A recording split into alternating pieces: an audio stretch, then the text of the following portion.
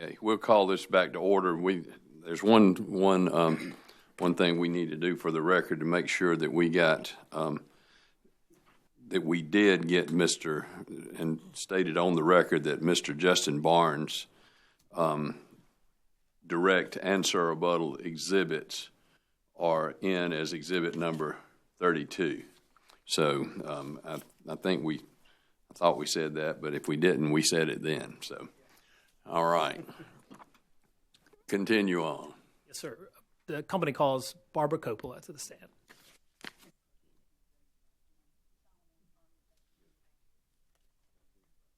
I do. Good afternoon, Ms. Coppola. Would you please state your name and your business address? Barbara Coppola, 400 South Tryon Street, Charlotte, North Carolina, 28202. By whom are you employed and in what capacity? I'm employed by Duke Energy, and I work in the Grid Solutions Department. I have responsibility for strategy and planning for our grid modernization initiatives.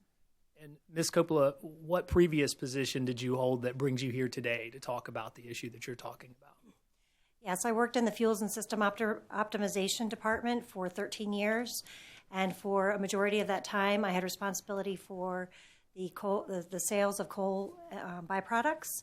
So I was the manager of byproducts and reagents, also had responsibility for procuring reagents, as well as I said, for the sale of our byproducts. Ms. Coppola, did you cause to be pre-filed in this docket on March 18 of this year 6 pages of rebuttal testimony and question and answer form? I did. Make sure you talk into that mic. I did. Do you have any changes or corrections to that rebuttal testimony? I do not. If I were to ask you the same questions that appear in your rebuttal testimony today, would your answers be the same? They would. Mr. Chairman, at this time I would move that the pre-filed rebuttal testimony of Ms. Coppola be copied into the record as if given orally from the stand. Ms. Coppola's pre-filed rebuttal testimony will be entered into the record as though given orally from the stand. Ms. Coppola, do you have a summary of your rebuttal testimony? I do. Would you please present that summary to the Commission? Yes. My rebuttal testimony responds to allegations made by ORS witness Willie Morgan's direct and surrebuttal testimony regarding a beneficial reuse contract that the company entered into with Certainty Gypsum, CTG, and litigation fees and settlement payments that resulted from that contract. CTG began buying gypsum, a byproduct from the environmental control devices at our coal plants, from the Roxborough coal plant on May 1, 2009, and continued through March 28, 2012, under a series of contracts. The company has no use for this gypsum and has to pay to place it into a landfill. CTG can use this gypsum to make products for the housing construction industry. In 2012, DEP entered into a revised contract with CTG for delivery of gypsum through 2029. Between 2012 and 2017, disagreements arose over several terms of the 2012 contract, and a lawsuit ensued because DEP was not dispatching the coal units as much as it did in the past due to low natural gas prices, and thus was not producing as much gypsum. In that lawsuit, DEP argued that a previous minimum gypsum delivery obligation was modified in the 2012 contract to an as-available production requirement, a provision that CTG had consistently sought in the past. A North Carolina trial court found that DEP did have a minimum delivery and stockpile requirement after the 2012 contract, and that it was not impossible for DEP to comply with the contract given that the company could have gone to the market to buy gypsum to make up any shortfalls. Both DEP and CTG filed notices of appeal. Thereafter, they entered into a settlement agreement. Under that agreement, DEP has to only pay the liquidated damages set under the 2012 contract, a sum much less than what CTG claimed in the lawsuit. In his direct testimony, witness Morgan contends that the legal fees and settlement payments from this litigation are not related to the provision of electric service to South Carolina customers and thus should be disallowed. In my rebuttal testimony, I show that this argument is incorrect because but for the power plants to provide electric power to customers, the company would have never had gypsum to sell and thus would have never had a contract to enter into and defend in court. Witness Morgan appears to acknowledge that my rebuttal testimony is correct. However, he argues that since the North Carolina trial court found that DEP had breached its contract with CTG, the company's defense of this contract and the settlement that the company reached do not benefit South Carolina customers. This is incorrect. I also note that the arrangement that the company entered into with CTG saved customers over $50 million net of legal fees and the settlement payment that ORS takes issue with. Said another way, even though the company had to incur legal fees to defend its contract and ultimately had to make a settlement payment to CTG, customers still saved over $50 million at the end of the day, and this, of course, is certainly a benefit to customers. Mr. Chairman, this witness is available for questions. Thank you. Ms. Grunman. Ms. Ferguson. No cross, Mr. Mr. Chairman. Guile. No questions, Mr. Chairman. Thank you. Mr. Elliott. Mr. Smith. ORS.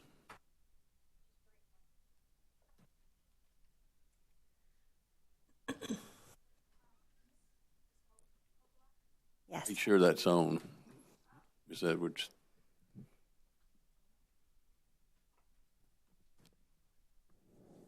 Seem to be able to get it. Oh, there we go. Thank you. All right, thank you. Good afternoon. The company, the court found that the company had breached its contract with certainty. Is that not correct? That's what the court stated in the order. Okay. And the amount that customers will have to pay, that amount is considered confidential by the amount that the court has ordered or that you've settled to, I should say, that amount is confidential. Is that correct? We have disclosed in our 10-K the amount of the payments. The ultimate settlement agreement after the companies filed notices of appeal to the court order, that settlement is confidential. Okay. And is that the amount you mentioned in your summary that DEP has to pay the liquidated damages? Is that the amount that you're talking about? Yes. Okay. And that amount is confidential? That amount has been disclosed in our 10-K. Oh, it has. And what is that amount? $90 million, or close to. It's close to $90 million? Mm-hmm. And that's what's going to have to be paid and be passed along to customers. That's correct. Thank you.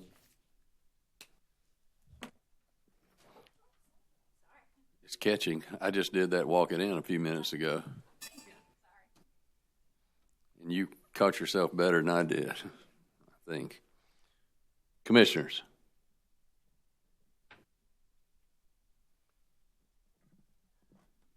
Commissioner Belser. Good afternoon. That $90 million, that's the liquidated damages and interest. Is that what it is? Or do you know? I can't tell you for certain what. It's just around $90 million. Yes. Okay, thank you. Commissioner Hamilton. Thank you, Mr. Chairman. Ms. Copa, which would have been more beneficial to the customers, to complete the contract or go into litigation? Ultimately, the customers benefited, as I said, over $50 million. That includes, the avoided costs for landfill disposal, stockpile management, and also the revenue that the customers earned for the period from the beginning of the contract through 2018, when the contract was then a new settlement agreement was formulated. And so that revenue stream actually went directly to the customers to the tune of about $17 million. And so that's where the over $50 million net benefits come from. So essentially, relatively indifferent, the customers still receive the same benefits. Okay. In other words, your testimony is the customers came out ahead. That's correct, to the tune of over $50 million. All right. Thank you, ma'am. You're welcome. Thank you. Any other commissioner questions? Mr. Chairman, Commissioner Whitfield. just to follow up on the tail end of Commissioner Hamilton's question, you said even though the company had to incur the legal fees, and you said it's still a net of $50 million. Is that still including the amount Ms. Edwards just asked you about that's listed in your 10K? That's correct. Okay. That's correct. So just for clarification, the direct customer value from the revenue stream of the sales of the gypsum was about $17 million, and avoided landfill costs and expenses, stockpile management. That doesn't even include, if we didn't enter into this contract, additional capital expenses. So those benefits to the customers, net or minus those expenses, nets still an over $50 million savings to customers, benefits to customers. Thank you. Thank you. Any other questions? Any redirect? Yes, sir, briefly.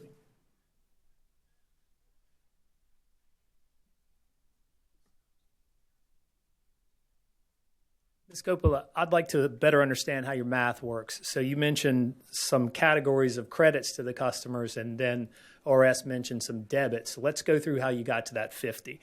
You mentioned stockpile management as an avoided benefit to customers. Is that correct? That's correct. During the period 2007 through 2018, that was about a $12 million, that would have been a $12 million expenditure.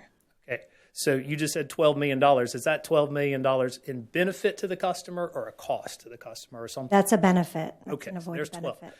Now, I thought I heard you say there was landfill avoidance savings to the customers. Did I hear that correctly? That's correct. What amount, if any, do you attribute to that as a benefit to customers?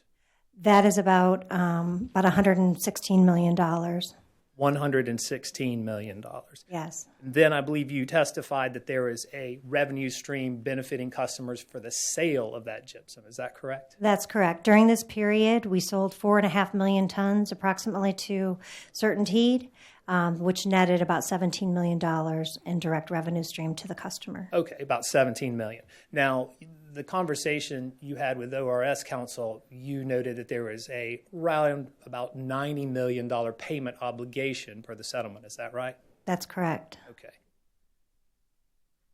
And do you have any idea about the approximate legal fees that are at issue that we would subtract out of there because customers would have to pay those?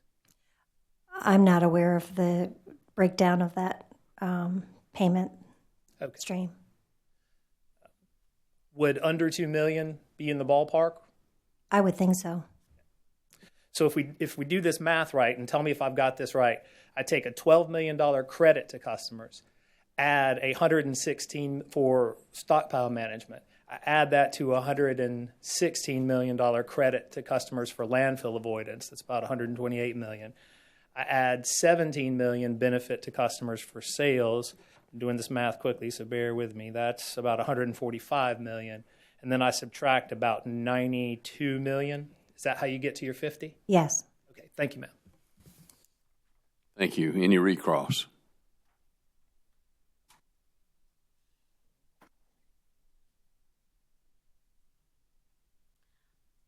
Ms. Coppola, wouldn't the benefit to the customers from the contract be greater if you didn't have the $90 million in liquidated damages?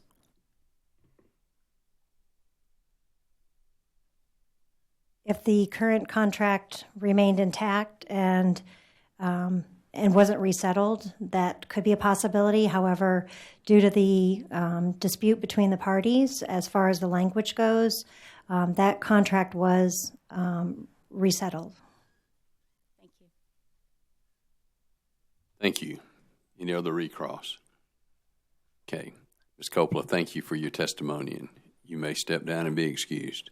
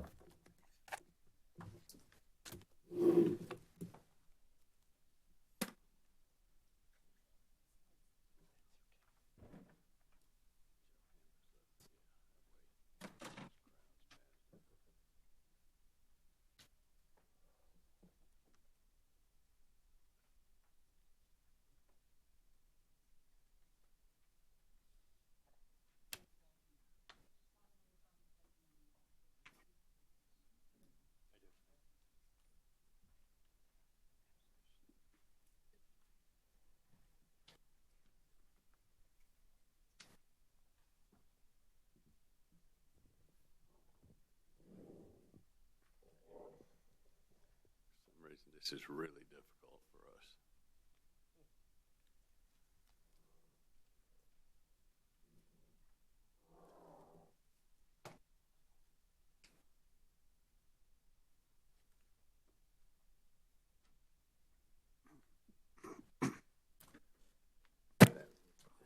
That's one.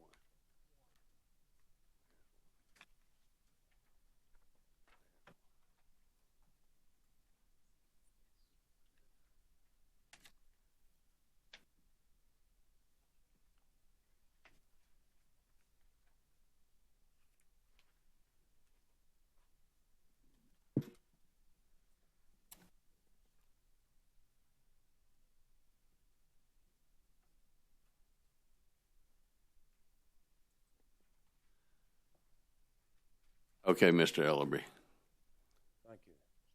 I think we're ready. Mr. Havert, would you state your name for the record, please? My name is Robert Hevert. Last name is spelled H-E-V as in Victor, E-R-T. And by whom are you employed and in what capacity, sir? I am a partner with Scott Madden Incorporated. And did you cause to be prepared 86 pages, I believe, of testimony which has been pre-filed in this docket? Yes, I did. Do you have corrections to that testimony? Not to my direct testimony, no. Okay. If I were to ask you the questions contained in your direct testimony today, would your answers be the same? Yes, they would. Mr. Chairman, we'd ask that Mr. Hevert's direct testimony be copied in the record as if given from the stand. Mr. Hevert's pre-filed direct testimony will be entered into the record as though given orally from the stand. And Mr. Havert, do you have a series of, I believe, 16 exhibits? More than that? I have a lot 17. of 17 direct exhibits that were attached to your direct testimony? I believe I have 7 exhibits attached to my direct testimony. Have I gotten ahead? That's okay. They do tend to grow. Yes. We'd ask that Mr. Havert's direct exhibits be entered into the record as the next hearing exhibit, Mr. Chairman. Does that include an attachment A?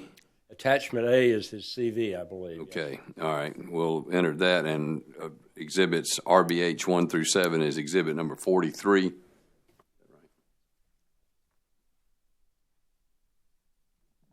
And Mr. Havert, did you file revised rebuttal testimony in this proceeding?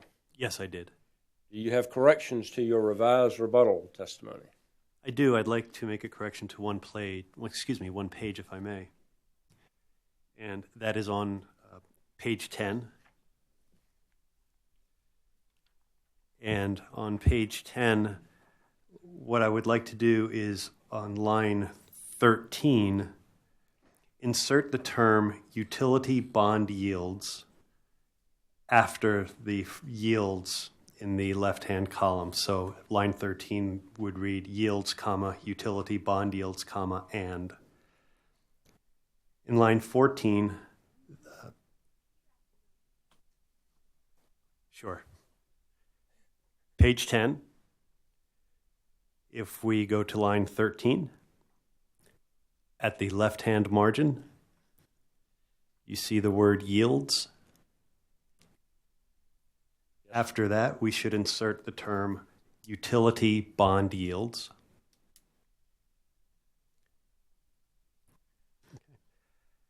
And then toward the end of that line, 2013 should be replaced with 2016. Now, with that correction, Mr. Havert, if I were to ask you the questions contained in your 101 pages of revised rebuttal testimony, would your answers be the same? It would, with one exception. I just wanted to finish out that one paragraph. Oh, I'm sorry. That's okay, my fault. Everything after the inserted word, number 2016 should be deleted. So the remainder of that paragraph should be stricken.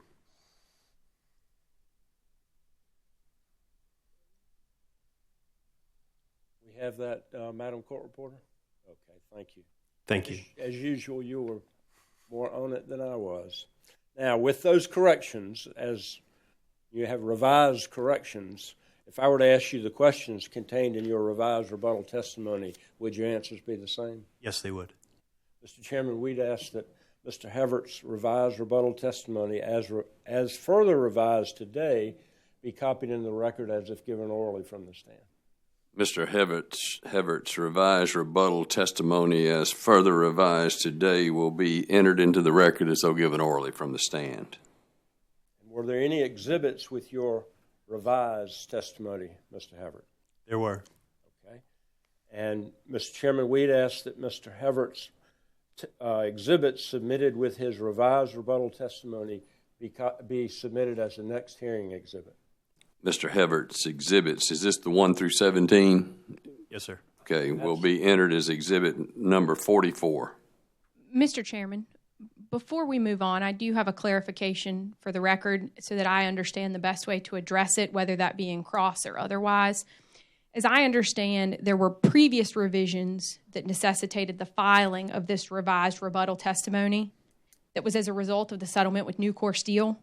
And as a result of that settlement, Mr. Hevert deleted sections of his testimony as a result of the terms of the settlement with Nucor Steel. And I have a little bit of confusion about the best way to proceed. If you look at the latter pages of his testimony, specifically pages 99 and 100, that testimony continues to contain references to his empirical CAP-M analysis. But the testimony that reflected that actual analysis was deleted as part of the Nucor Steel settlement and the filing of this revised rebuttal testimony. And so I'm not sure whether the way to proceed is to ask questions on cross, but there is no supporting testimony as to the ECAP-M, either its conclusion or its inclusion in Table 7 on page 100. And so I guess I'm moving to strike it from his testimony as an additional correction before we move forward. Mr. Chairman, may I respond? Please. Ms. Grunman raised this issue at the lunch break with me, and I consulted with Mr. Hevert. He said he would be glad to answer her questions about that she just described to you based on this reference to the empirical method in the testimony. My suggestion would be let's let her have her opportunity on cross-examination, and if she can create or establish a basis to move to strike part of the testimony based on her cross-examination, then she can renew the motion to strike at that time. Okay, let's do that. We'll do it in, Thank you, Mr. in Chairman. cross. Thank you, Ms. Grunman. Did we get the rebuttal exhibits, the 17 rebuttal exhibits? Yes, they're number 44. Mr. Sullivan, how are you, sir? Would you state your name for the record, please? John L. Sullivan III. And by whom are you employed and in what capacity? I'm employed by Duke Energy Corp., the assistant treasurer to Duke Energy Corp. And its regulated utilities, including Duke Energy Progress. And did you cause to be prepared 19 pages of direct testimony that was pre-filed in this docket? Yes. If I were to ask you the questions containing your direct testimony today, would your answers be the same? Yes. Mr. Chairman, we'd ask that Mr. Sullivan's direct testimony be copied into the record. Mr. Sullivan's pre-filed direct testimony will be entered into the record as though given orally from the stand. And, Mr. Sullivan, were there 4 exhibits attached to your direct testimony? Yes. Mr. Chairman, we'd ask that Mr. Sullivan's 4 exhibits be entered into the record as the next hearing exhibit.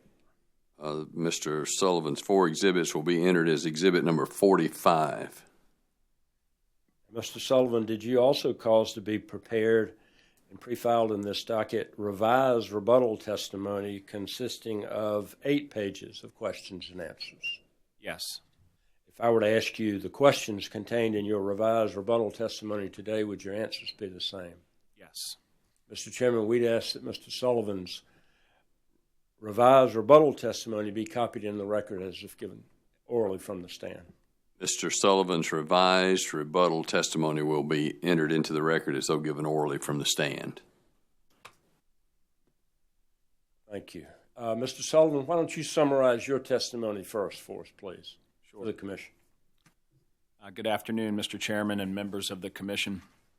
The purpose of my direct testimony is to address Duke Energy Progress's financial objectives, capital structure, and cost of capital.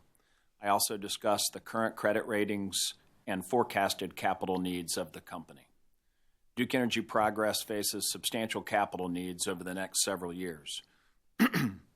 The company competes for capital in the open market and must appeal to debt and equity investors to attract the capital it needs. Investors have a variety of investment opportunities available to them and require a return commensurate with the risk they incur. They will invest elsewhere if they feel the expected return provided by a company is inadequate and lower credit quality weakens a company's attractiveness as an investment opportunity relative to companies with higher credit quality. For this reason, it's critically important the company maintain strong investment-grade credit quality to demonstrate financial strength and flexibility and ensure access on reasonable terms. Investors, investment analysts, and credit rating agencies regard constructive regulation as one of the most important factors in assessing a utility company's financial strength. These stakeholders want to feel confident the company operates in a stable regulatory environment that will allow the company to recover prudently incurred costs in a timely manner and earn a reasonable return on investments necessary to meet the demand, reliability, service, and environmental requirements of its customers and service area. The rating agencies believe Duke Energy Progress operates in a generally constructive regulatory environment that supports long-term credit quality. However, the rating agencies have identified a number of challenges the company faces in maintaining its credit ratings, including elevated capital expenditures, regulatory lag, and tax reform. My direct testimony supports Duke Energy Progress's proposed capital structure of 47% long-term debt and 53% equity. This proposed capital structure is optimal for Duke Energy Progress as it introduces an appropriate amount of risk due to leverage while minimizing the weighted average cost of capital to customers. Approval of the proposed capital structure will help the company maintain its credit quality. Witness Havard indicates that the company's cost of equity capital is in the range of 10.25% to 11% and recommends an ROE of 10.75%. The company fully supports Witness Havard's testimony and analysis. However, as a rate mitigation measure and in recognition that a rate increase may create hardship for some customers, the company has proposed rates to be set with an ROE of 10.5%. Approval of the company's request in this case will support its financial objectives by allowing timely recovery of its investments in plant and equipment, providing sufficient cash flows to fund necessary capital expenditures, and service debt, and will provide a fair and reasonable return to equity investors. The purpose of my rebuttal testimony is to respond to portions of the testimony of ORS witness Parcell. The ORS proposed to use the 4.06% cost of debt as of December 31st, 2017, originally filed in my direct testimony. This adoption is inconsistent with the ORS's proposal to update the cost of debt in Duke Energy Carolina's pending South Carolina rate case to reflect 2018 long-term debt financing activity. I recommend using Duke Energy Progress's updated 4.16% cost of debt calculated as of December 31st, 2018, using the same methodology we employed when updating Duke Energy Carolina's cost of debt. Next, I examine the detrimental impacts of the company from Mr. Parcell's recommended 9.3% ROE and the overall revenue requirement proposed by the ORS. The ORS's recommendation does not take into account the adverse impacts the reduced cash flows would have on credit quality. These impacts could be severe to the detriment of the company's credit quality and the interests of its customers. The company's regulatory capital structure and allowed ROE are key components in maintaining the company's current credit ratings and its overall financial strength and flexibility. Nothing in Mr. Parcells' surrebuttal testimony changes my view of his recommended ROE and the overall revenue requirement proposed by the ORS.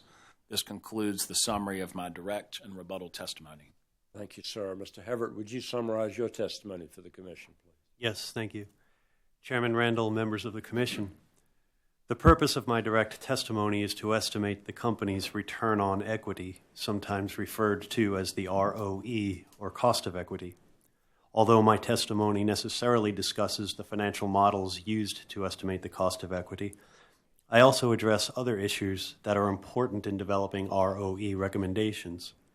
In particular, I address capital market conditions and the effect of those conditions on the return investors require in order to commit their capital to equity securities.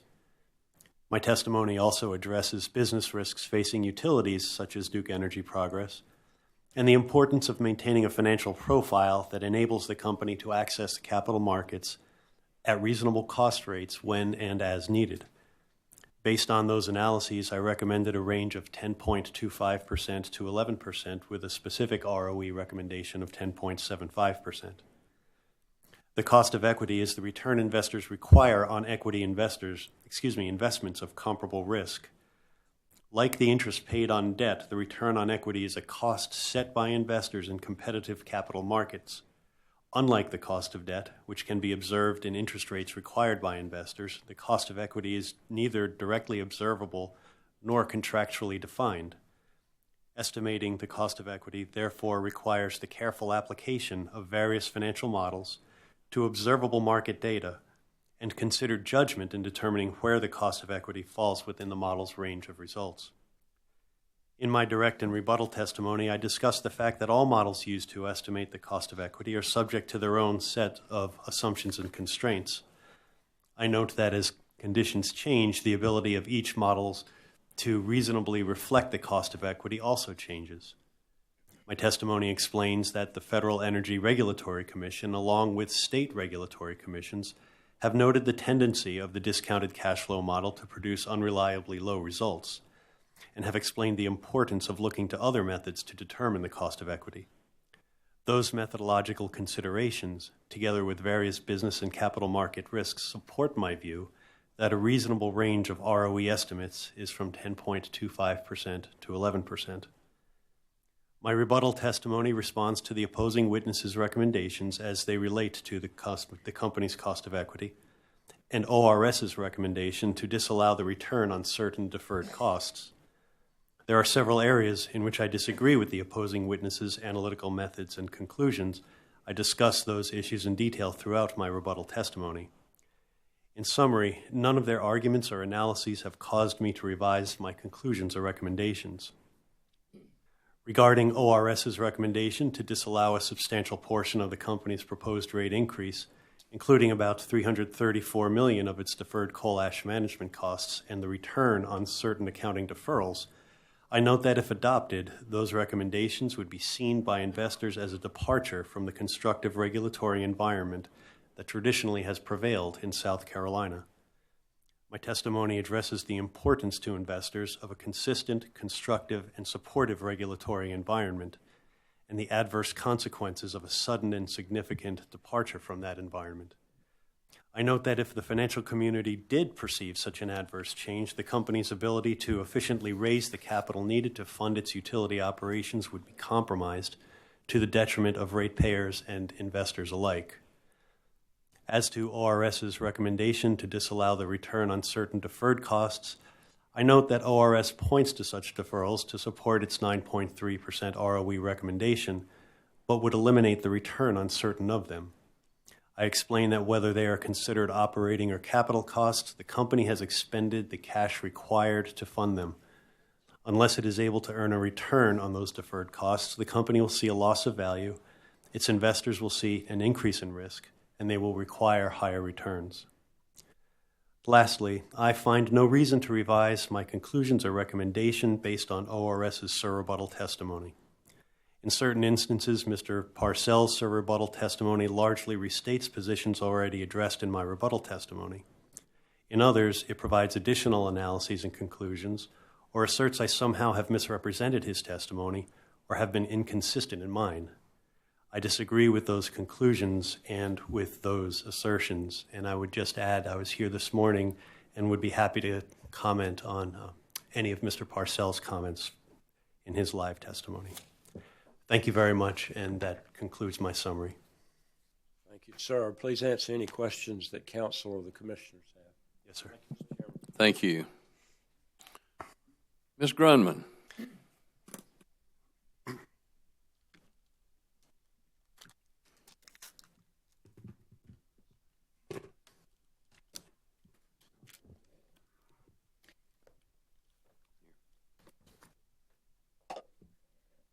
Mr. Hevert, I want to start first with the issue of the ECAPM analysis.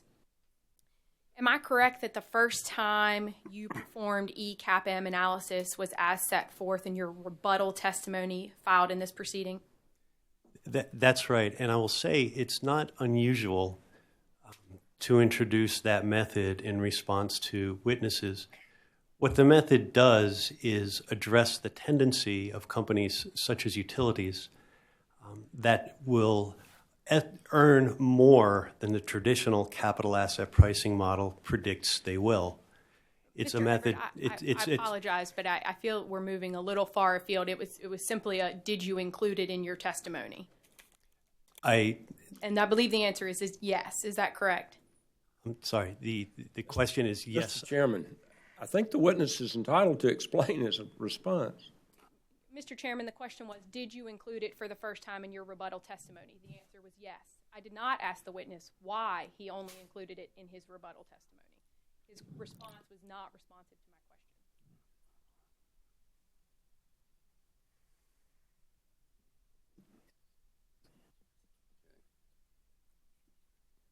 my question. Okay, understood. And be succinct. Mr. Hevert, you were aware that you subsequently filed revised rebuttal testimony in this proceeding on April 1st. Is that correct? I did, yes. And in that revised rebuttal testimony, you struck and withdrew some of the testimony that you originally offered in the rebuttal testimony that you initially filed in this proceeding. That's correct, yes. And among the topics that you excluded and withdrew was your testimony regarding the ECAPM analysis. Isn't that correct? Not entirely, no. Please tell me where I can go in your revised rebuttal testimony to find your ECAPM analysis. You can go to Rebuttal Exhibit 5, page 1 of 1, and you can look to footnotes 7 and 8, which explain how the model is calculated. Do you have any question and answer testimony on the issue of the ECAPM analysis in your revised rebuttal testimony? Question and answer testimony. No. I made a judgment when I wrote my rebuttal testimony to include that in response to Ms. LeConte. I just as easily could have put that in my response to Mr. Parcell, although I think we all would agree my response to Mr. Parcell was getting a little bit long at that point. So I chose to put it in response to Ms. LeConte, but it could just as easily have gone to Mr. Parcell. And you withdrew your testimony in response to Mrs. LeConte, did you not? To Ms. LeConte. That's correct. Your Honor, at this time, having withdrawn his testimony in response to Mrs. LeConte, and as his ECAPM analysis was only contained in his response to Mrs. LeConte, there is no basis for the conclusion set forth in his revised rebuttal testimony regarding the ECAPM analysis. And indeed, Your Honor, it's unfair to the parties for Mr. Hevert to maintain his ultimate conclusion, but to have withdrawn all of the analysis upon which it's based.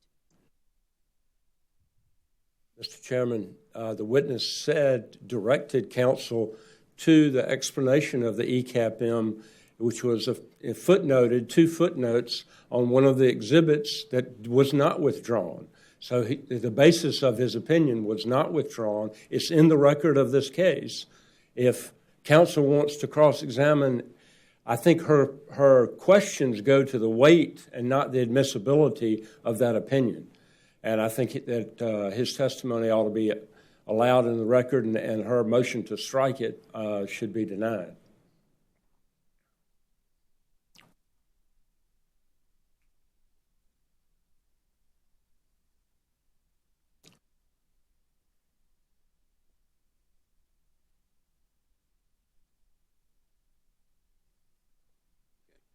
Okay, I'm going to deny the motion to strike. You can cross on the testimony that he's given. Mr. Chairman, I would appreciate some clarification on that. In terms of the question and answer that explains his analysis, that explains how he arrived at his results, that articulates for the commission and the parties how we get to the conclusions on page 99, that's all set forth in his red line rebuttal testimony. So I'm just at somewhat of a loss as to him being able to testify here today with respect to his analysis, but having withdrawn the testimony.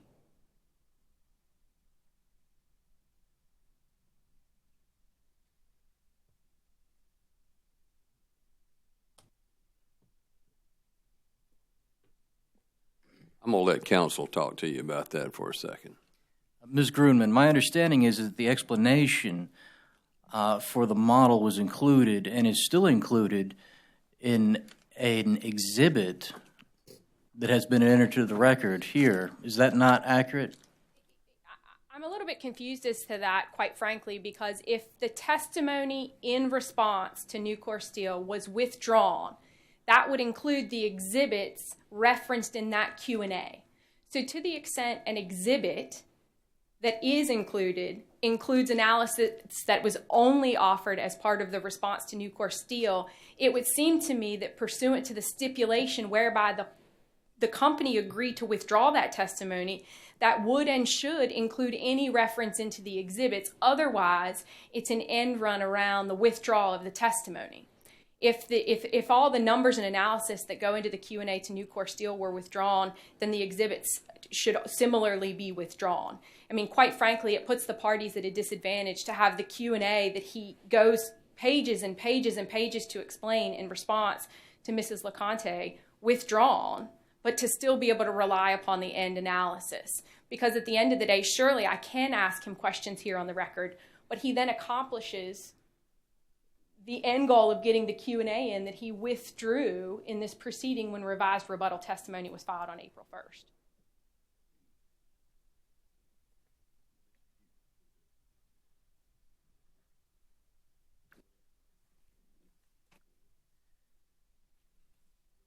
Counsel,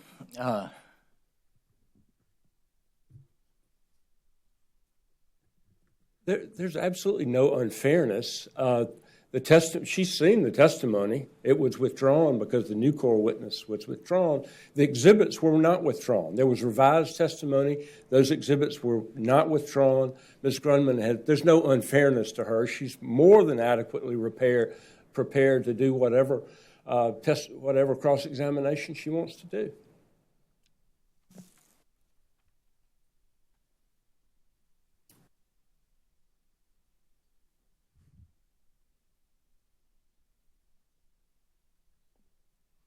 Okay.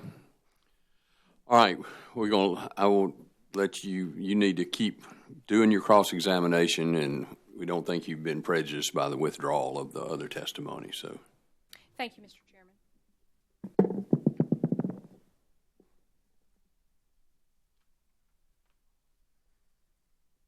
Mr. Sullivan, can you tell me what Duke's current credit rating is?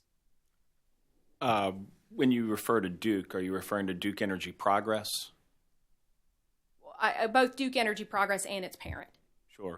Well, when I think of Duke Energy Progress, I think of the issuer or corporate credit rating. And for Duke Energy Progress, S&P has them rated A-, and Moody's has them rated A2.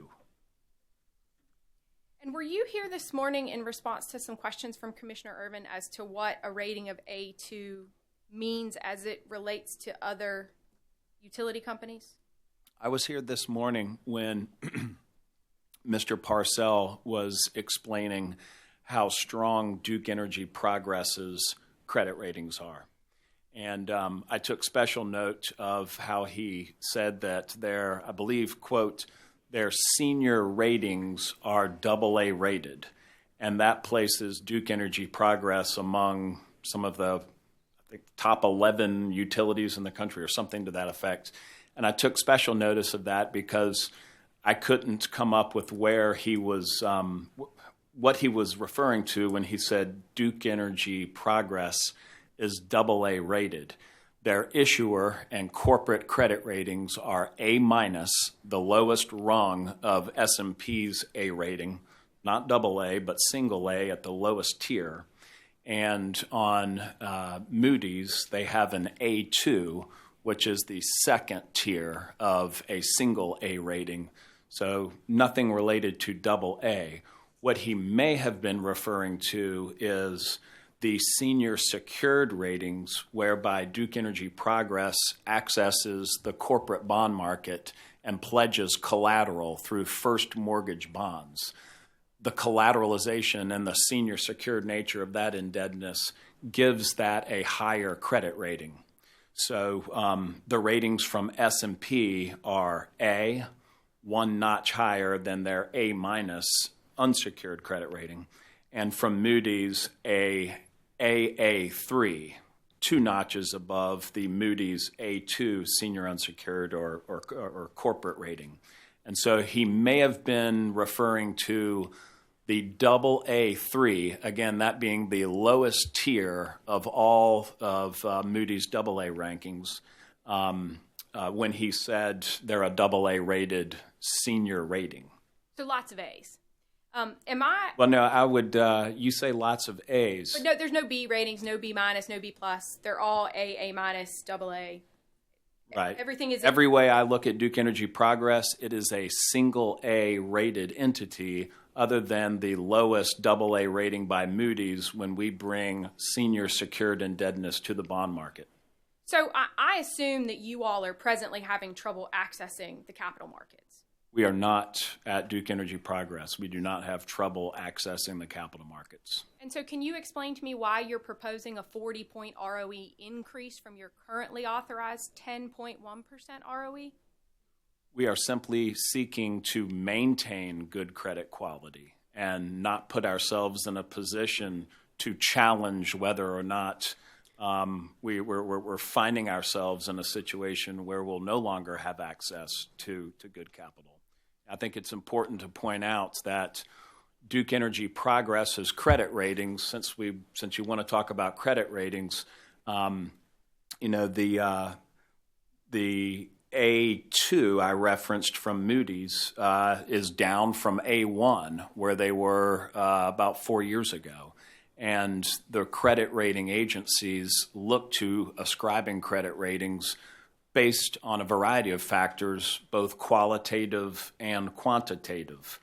In terms of quantitative metrics, the credit metrics of Duke Energy Progress for the year ended 2018 were more challenged than they've been in the past 4 or 5 years. So we're actually finding ourselves at the lower end of the desired credit metric range for the existing ratings. That's a lot to unpack there. Are you having trouble accessing the capital markets as a result of the 9.9% ROE settlement you reached in the North Carolina cases for DEC and DEP? We are not having difficulty accessing the capital markets and DEC and DEP resulting from the 9.9, but it's not predicated on just that one number alone. We are able to continue accessing the credit markets in those 2 North Carolina jurisdictions because of the overall totality of everything that came out of that rate case, one of which was a 9.9, but it would take the rest of the afternoon to unpack all of the other factors that came out of that rate case.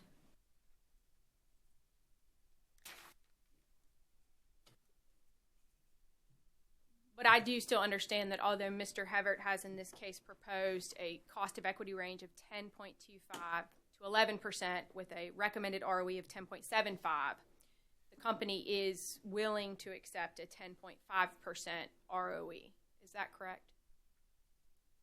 We have acknowledged Mr. Hevert's and agree with Mr. Hevert's analysis, but as a cost mitigation to our customers, we're looking to come 25 basis points inside of his recommended 10.75%.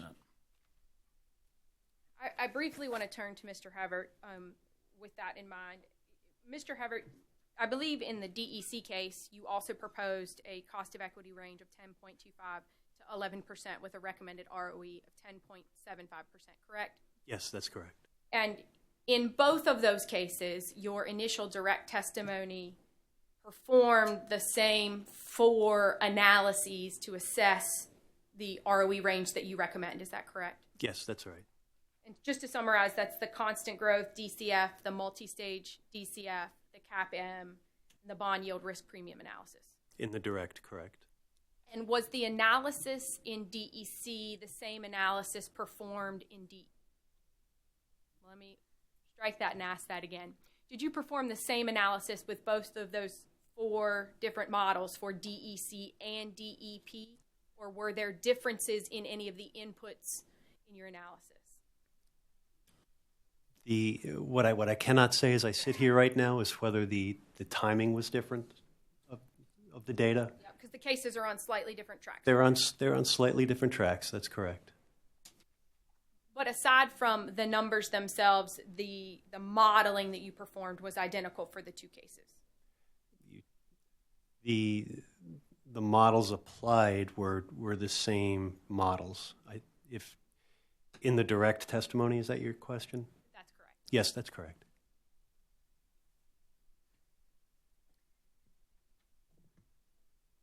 I'd like to approach the witness and pass around a document.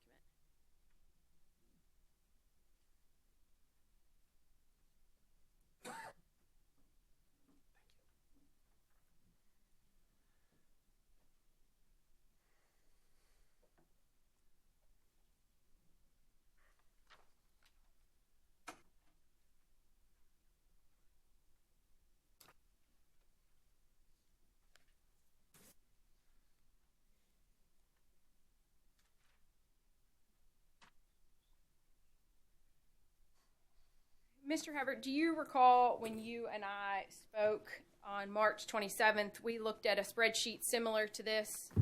It did not have the highlighting. I'll borrow a line from Stevie Nicks. It is hauntingly familiar, yes. And you may recall that when we discussed this spreadsheet on March 27th, I think that you identified that a number of the results included were for distribution-only utilities? There were, correct. And would you agree with me that I have highlighted in yellow those cases that involve distribution-only utilities?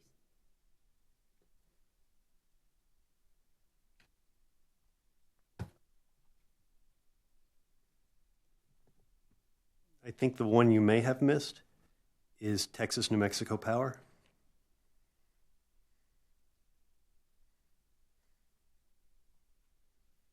I'll represent to you that I marked it. I checked your direct testimony or our Q&A from last time, and I removed all those matters that you identified for me on the record.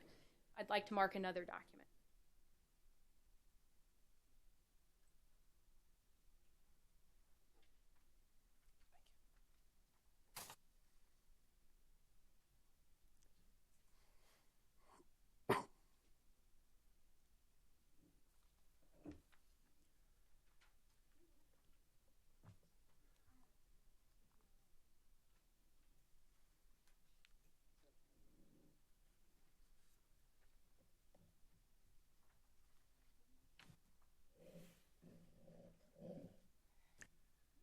Mr. Hevert, drawing your attention to the document I've just passed around, can you agree that I have removed the documents that are highlighted in yellow into this most recently added spreadsheet?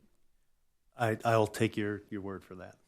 And so just to kind of set the stage, these were cases that were taken from your Exhibit A, cases where you had offered ROE testimony in prior litigation, I think from approximately 2015 to the present. And so subject to check, you don't disagree with me that the average ROE awarded by commissions in those cases was 9.65% for vertically integrated utilities? Right, subject to check. And again, I think we may have the issue of Texas, New Mexico Power, but that probably won't change the numbers too much. As Texas, New Mexico Power is at the average, it probably would not change it. That's my point. That's about the best math I've got on averaging. I'd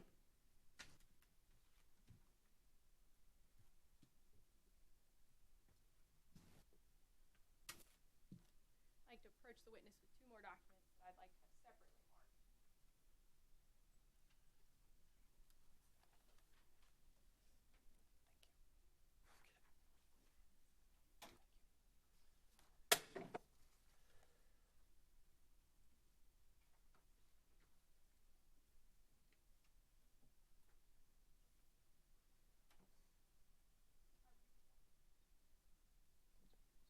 Okay, since we're marking these, I need to keep up here.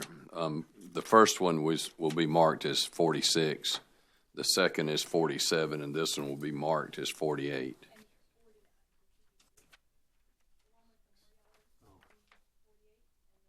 Okay. 48, and the next will be 49.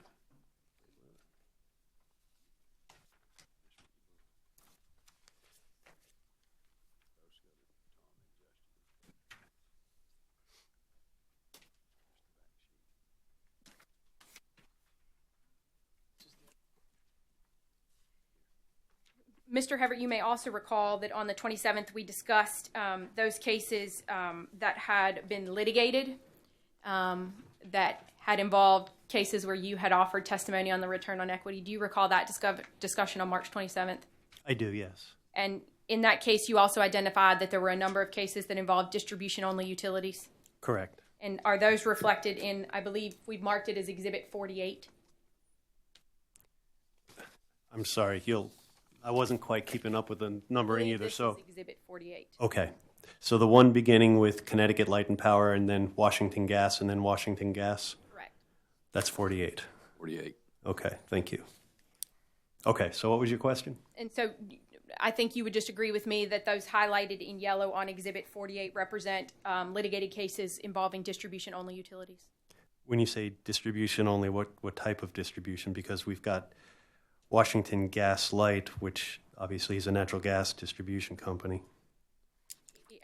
Mr. Hebert, I'm merely reflecting that I'm identifying in yellow those cases that you identified on March 27th as having not been comparable, I think, to Duke Energy Carolinas when we last spoke on the 27th.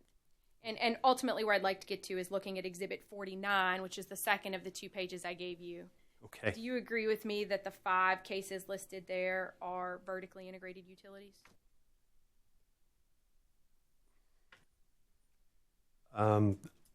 I think we're probably going to get into a similar conversation that we had last time about Virginia Electric and Power Company. Yes, it's a vertically integrated utility, but of course I believe this particular case was with respect to one of the limited issue rate riders. It was not a base rate proceeding.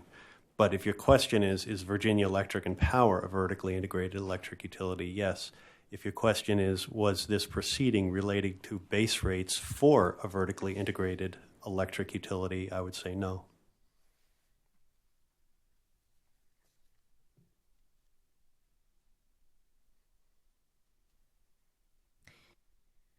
Mr. Hebert, when we were here on the 27th, Vice Chairman Williams asked you whether you were aware of any case where the Commission had ever adopted your recommended ROE.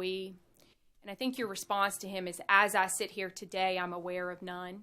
Yeah, so, I'm sorry. Yes, okay. That's correct. You recall that discussion? I do.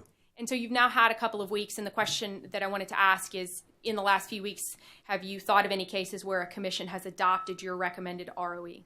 I'm glad you asked the question. I have not.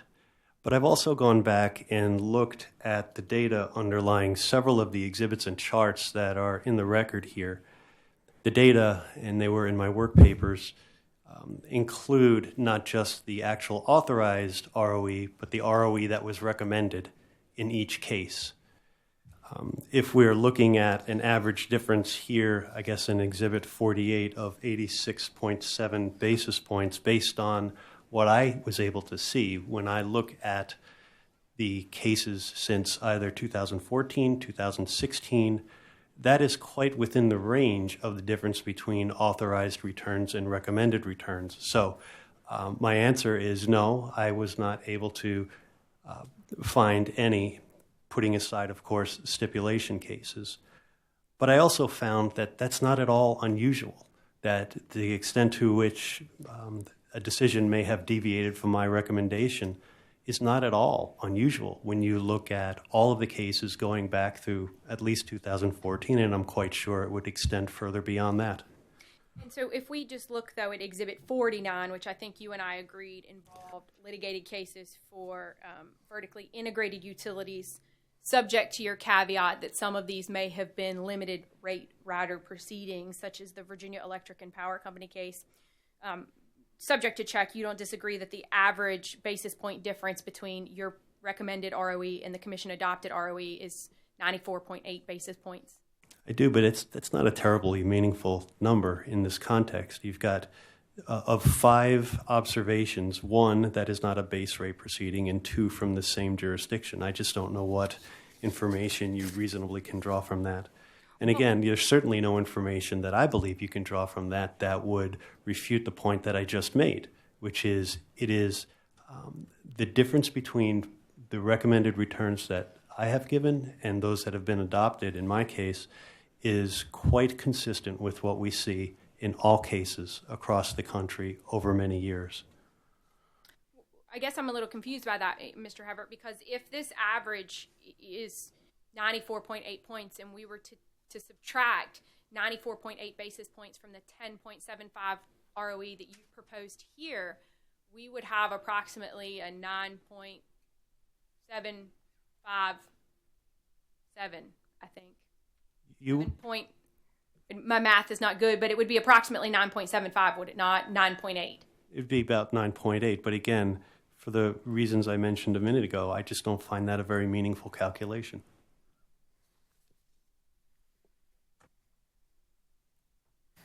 You do understand, though, that the higher the ROE, the higher the revenue requirement that would be awarded in this particular proceeding. I understand. Well, not in this proceeding, in every proceeding. In every proceeding.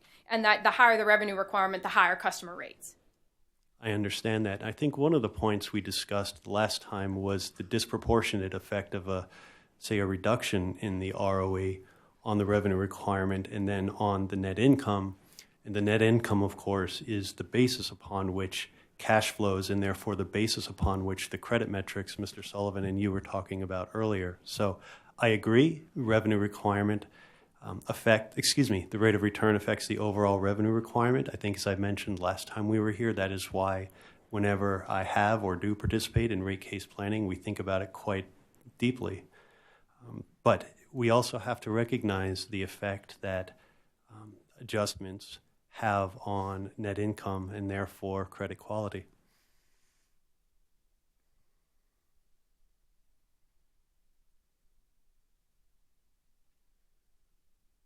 Mr. Havert, your ROE range is determined based upon a proxy group of companies, correct? It is, yes. Do you, I think that in your direct testimony, and I think I'll draw your attention to your testimony beginning at page 14 and 15, I think you identify there some of the points that you use to ultimately select your proxy group, and directing your attention specifically to page 15 beginning at line 18. Okay. Is there somewhere in your testimony where you identify which companies were specifically excluded as a result of the various items you list on beginning on line 18 at page 15 going into page 16? Is your question, have I put together an exhibit for that? Yes. I have not. I will tell you it's a question I frequently get in discovery and that we happily answer in discovery. So you do have a list, though, of who was excluded because they don't consistently pay cash, quarterly cash dividends, and the companies that were excluded because they're not covered by at least 2 utility industry equity analysts, that sort of thing. So, and let me be clear, the way we put it together, again, typically in response to discovery, is we recognize that when I apply these criteria, it is not sequential. In other words, we don't start out with 100 companies and then eliminate 2 because of one screen, and then we look at the remaining 98. We apply all the screens simultaneously. So in response to discovery, when we get this question, we put together a spreadsheet showing which companies passed and which companies failed to pass each individual screen. And at the end of the day, you come up with a proxy group of companies that you think are comparable to Duke Energy Progress, that are comparable for purposes of our analysis, in this case involving Duke Energy Progress. Yes, that's right. But very often, I believe the proxy group companies themselves are not regulated utilities, but are often the holding companies for regulated utilities. So this goes to the question you asked Mr. Parcell this morning? That's correct. And I think Mr. Parcell mentioned that for the most part, utilities are held by holding companies. And let me back up one more step. All the proxy companies have to be publicly traded. We require stock market data to run the various models we run. So we have to look to the publicly traded entity, and the publicly traded entity typically is a holding company. Now, of course, we have screens here that try to ensure that a good portion, a substantial portion of operating income is derived not only from utility operations, but from regulated, in this case, regulated electric utility operations. Thank you for that explanation. May I approach the witness, please?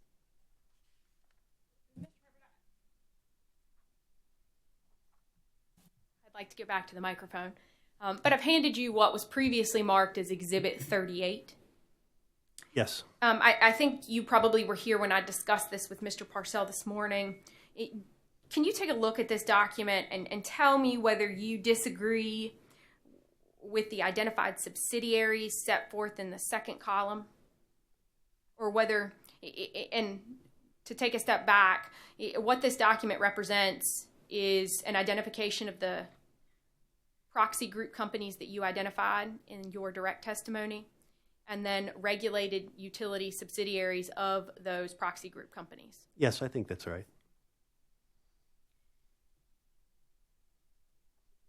Now, we'll go back to the fact that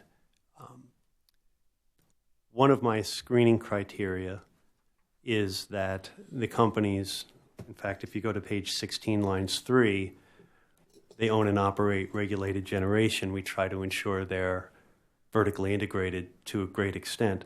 Some of these companies also own distribution-only companies. So, for example, again, we talked a minute ago about Texas New Mexico Power, which is an operating utility held by PNM Resources. Texas New Mexico Power is a distribution-only company operating in Texas.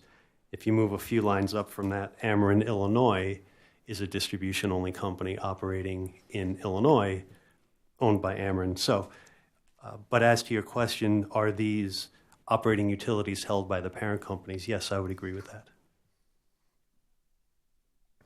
So if we look at these, the average through 2017 is 9.744. The average, if we just look at 2018 to 2019, is lower at 9.61. And the overall average for all of the proxy group subsidiaries is, subject to check, 9.7. Well, those, you've carried them out a few decimal points, so I assume you're looking for precision. I think there's a couple points here yet. Again, although I said it is true, you've identified operating utilities, I also noted that some of those are distribution-only companies, such as Avant Grids, United Illuminating. We talked about Texas New Mexico Power. There are a couple of others. I also note, just looking at this quickly, you've got Southwestern Public Service Company of New Mexico at 9.1. I'm not sure if you're aware, but that case was appealed to the New Mexico Supreme Court. The litigants to that case rather than continue that litigation, and the litigation was tied to the 9.1%, went back and settled that at 9.56%. So some of this is probably just a little bit outdated.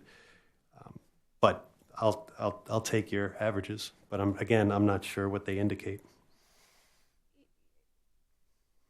Mr. Havard, I'd like to direct your attention to page 9 of your rebuttal testimony. Okay.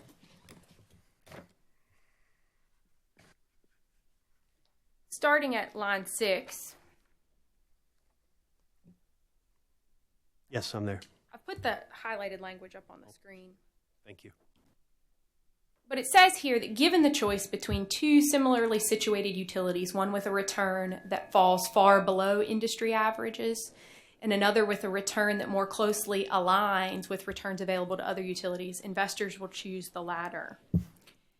Am I correct that the idea that you're trying to put forth here is that if a utility has a return that is well below its peers, investors aren't going to invest in it? Is that fair?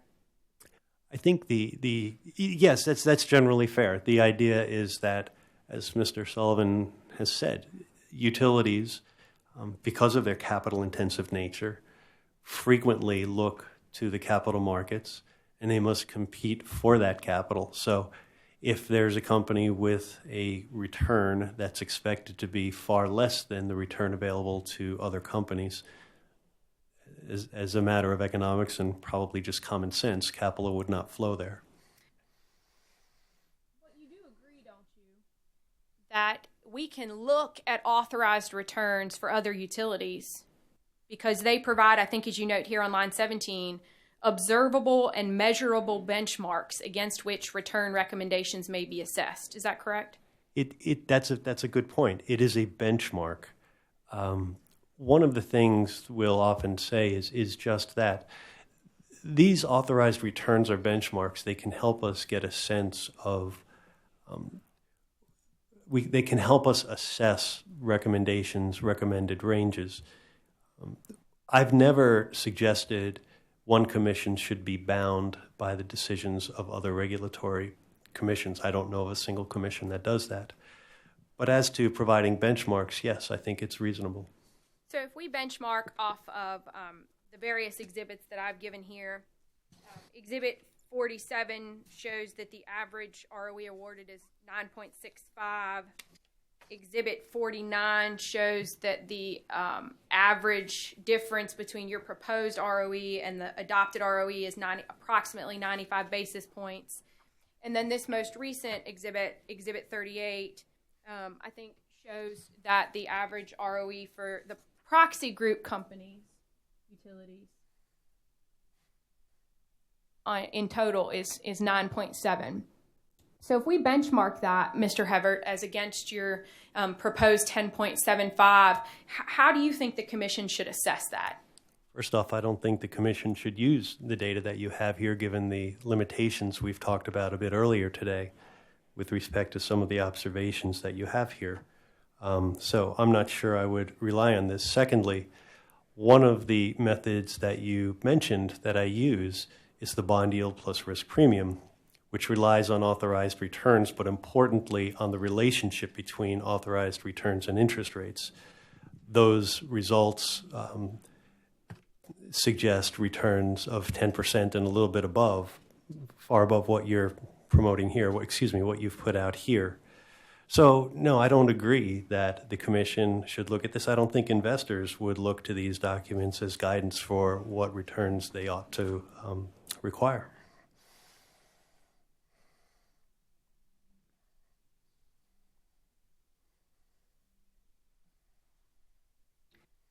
So you don't find there to be any relevance to Exhibit 38? I didn't say that. Your question was, should the commission rely on this to set the company's return? I think authorized returns do have a place. I think they provide a benchmark. And let me give you an example. We look at the other recommended return in this case, 9.3% for Mr. Parcell.